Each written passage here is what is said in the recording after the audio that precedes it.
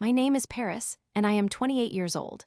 I live in a bustling city where the noise of traffic and the chatter of people fill the air. I work at a marketing firm where I have spent the last 5 years of my life trying to climb the corporate ladder. I am known for my creativity and my ability to think outside the box.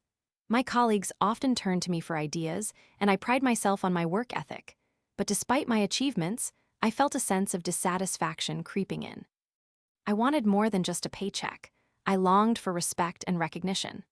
Unfortunately, my superior, Larry, treated me like I was just another cog in the machine, making my hard work feel worthless. He would take credit for my ideas in meetings, leaving me feeling invisible. One day, during a stressful week filled with pointless meetings and demanding deadlines, I overheard Larry boasting about a recent project he spearheaded.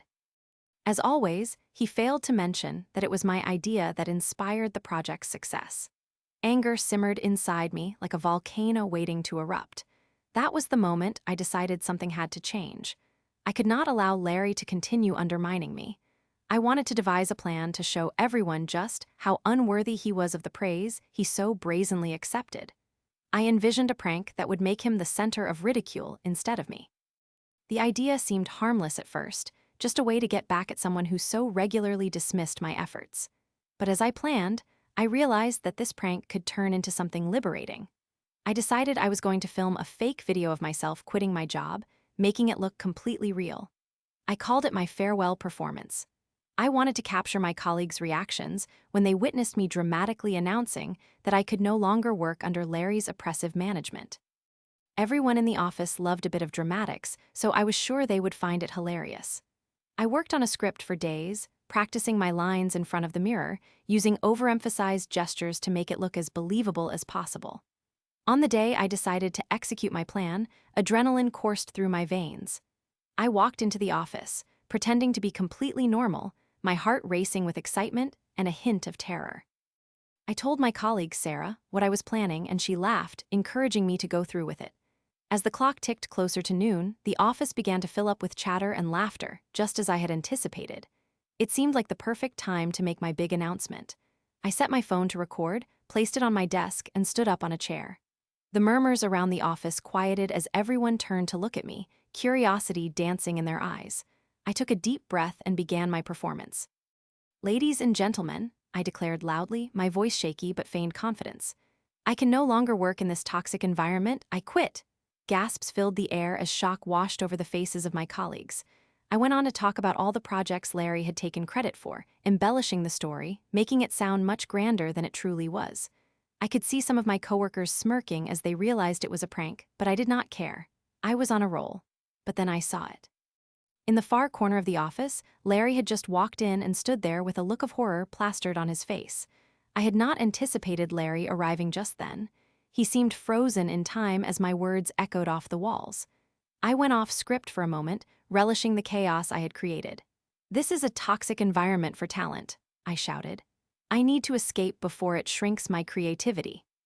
In an attempt to salvage his pride, Larry quickly made his way toward me, but I could see his confidence faltering. "Paris, are you serious?" he demanded, but I simply raised my hand to stop him. "Too late, Larry, the world needs to know the truth."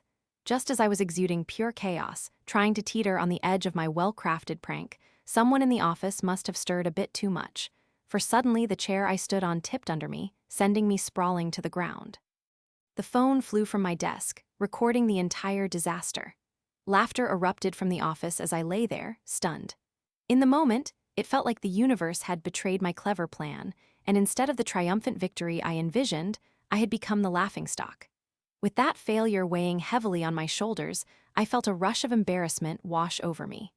Rather than the grand exit I had planned, I was humiliated in front of one of the worst bosses one could have.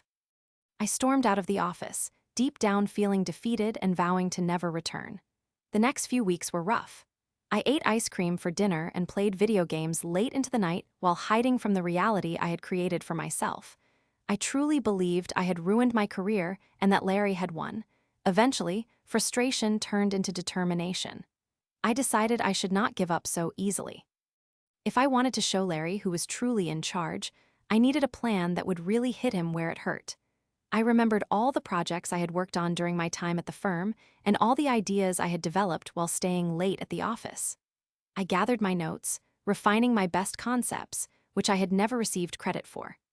In a moment of clarity, I realized I could use my creativity to start my own marketing consulting company. I gathered my courage and crafted a powerful presentation, showcasing my best ideas designed to help real businesses thrive. I set out to get meetings with other companies, far away from Larry and that toxic office environment. I branded myself and networked relentlessly. After months of hard work, I was finally able to land my first client. I became known for my innovative marketing solutions, and my business began to grow. One day, as I was preparing for a new client meeting, I saw a notification pop up on my phone, and my heart raced as I read the headline, "Larry's Firm Under Fire." It turned out that Larry's management style had finally caught up with him. His unethical business practices were exposed, and clients began to flee. I sparked with joy. I realized I had turned my humiliation into my greatest strength. Larry had underestimated me, driven me to my lowest, but instead of staying down, I rose higher than I could have imagined. I had become a respected consultant with numerous clients, while Larry was now just a fading memory of a toxic past. Not only had I built something amazing for myself, but I could also take solace in the poetic justice that washed over me as I closed my laptop. In the end, my prank may not have gone as planned, but it pushed me to chase a dream I had buried beneath the frustration of my previous job. I learned that I could redefine my narrative. I went from being the employee so often overlooked to a powerful business owner running the show on my own terms. Looking back, I felt a rush of happiness that I had transformed my failures into victories. I would never let anyone trample my creativity again.